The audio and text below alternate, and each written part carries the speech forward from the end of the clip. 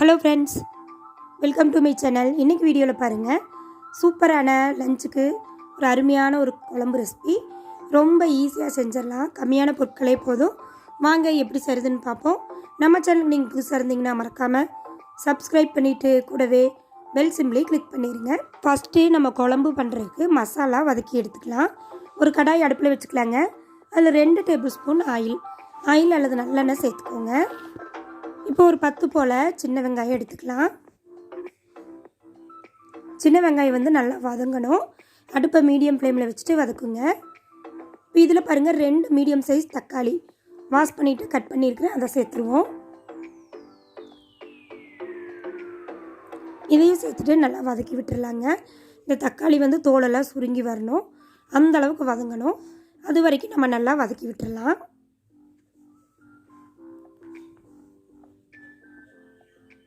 சின்ன வெங்காயம் தக்காளி எல்லாமே ஓரளவுக்கு வதங்கணும். நம்ம பார்த்திங்கன்னா 3 பொருள் தான் வதக்கி அரைக்க போகிறோம்.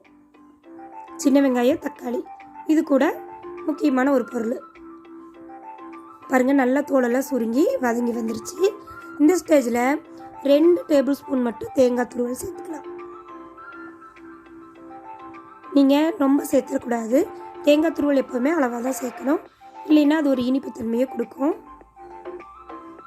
சேர்த்துட்டு ஒரு நிமிஷம் கலந்து விட்டுட்டு ஸ்டவ் ஆஃப் பண்ணிடலாங்க. இது அப்படியே நல்லா ஆறட்டும். பாருங்கள், ஆறிடுச்சு. இப்போ நம்ம மிக்ஸி ஜாரில் சேர்த்துட்டு நல்லா ஃபைனாக அரைச்சிட்டு வந்துடலாங்க. இப்போ குழம்பு பண்ண ஆரம்பிச்சிருவோம். அதே கடாய் அடுப்பில் வச்சுட்டு எண்ணெய் கொஞ்சம் தாராளமாக சேர்த்துக்கோங்க. நல்லெண்ணெயாக இருந்தால் இன்னுமே சூப்பராக இருக்கும். நான் இன்றைக்கி ஆயில் தான் சேர்த்துக்கிறேன்.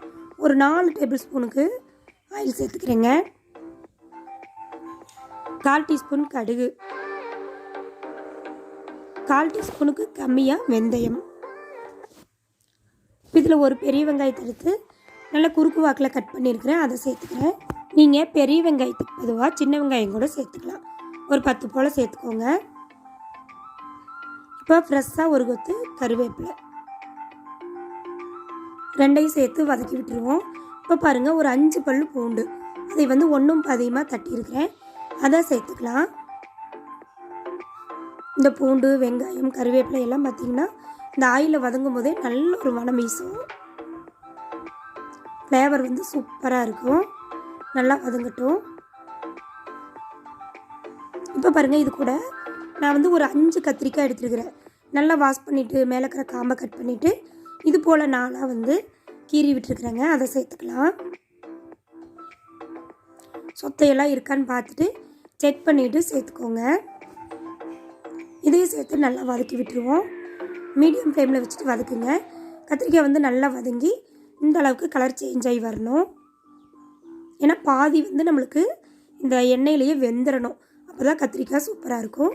இப்போ நம்ம அரைச்சிட்டு வந்தால் மசாலா சேர்த்துக்கலாம்.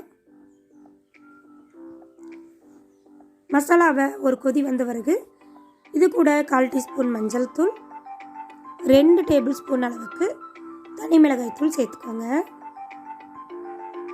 இதுதான் காரத்துக்கு, நம்ம வேறு எந்த மிளகாயும் சேர்க்கல, அதனால் 2 டேபிள் ஸ்பூன் அளவுக்கு தனி மிளகாய் தூள் சேர்த்துக்கோங்க. இது கூட பாருங்கள், 1 டீஸ்பூன் மட்டும் மல்லித்தூள், ஒரே ஸ்பூனில் அளவு எடுத்துக்கோங்க. 1 டீஸ்பூன் மட்டும் மல்லித்தூள். இது பார்த்திங்கன்னா ஒரு 6 பேர் சாப்பிட்லாம், அந்த அளவுக்கு இருக்குது இந்த குழம்பு. கொஞ்சம் ஒரு கரண்டி குழம்பு ஊற்றினாலே போதும், தட்டே காலியாக போயிடும். அந்த அளவுக்கு டேஸ்ட்டு சூப்பராக இருக்கும். இந்த மசாலா சேர்த்துட்டு ஒரு நிமிஷம் போல் வதக்கி விட்டுருங்க. நான் சின்ன நெல்லிக்காய் சைஸ் அளவுக்கு புளி எடுத்துகிட்டு அந்த கரைசலை இது கூட சேர்த்துக்கிறேன்.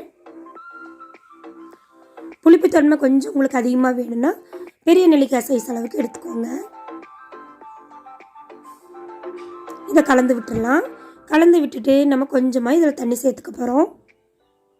ஏன்னா கத்திரிக்காய் நம்மளுக்கு எண்ணெயிலேயே பாதி வெந்திருக்கும், இந்த குழம்புல கொஞ்சம் வேகணும், அது கலவாக மட்டும் தண்ணி.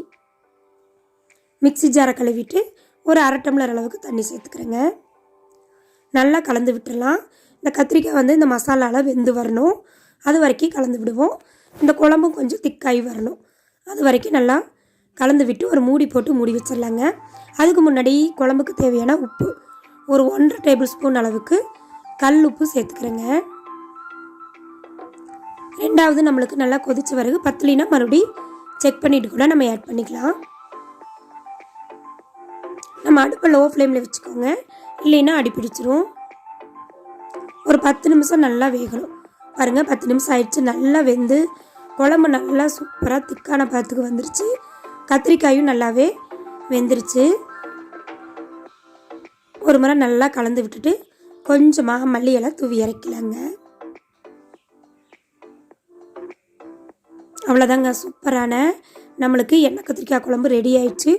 ரொம்ப ரொம்ப ஈஸி, சட்டுன்னு செஞ்சிடலாம். ஒரு 10 நிமிஷம் இருந்தாலே போதும், நம்ம சீக்கிரமாக குழம்பு பண்ணிடலாம். அப்படியே ஒரு தட்டு சாப்பாட்டுக்கு ஒரு கரண்டி குழம்பு இருந்தால் போதும், தட்டே காலியாயிரும். நீங்கள் குழம்பு வந்து ஊற்ற ஊற்ற தட்டு சாப்பாடு காலியாகிட்டே இருக்கும். அந்த அளவுக்கு டேஸ்ட்டாக இருக்கும். ட்ரை பண்ணி பாருங்கள். இந்த வீடியோ பிடிச்சிருந்தா சேனலை மறக்காமல் சப்ஸ்கிரைப் பண்ணிடுங்க. லைக் பண்ணுங்கள், ஷேர் பண்ணுங்கள், கமெண்ட் பண்ணுங்கள்.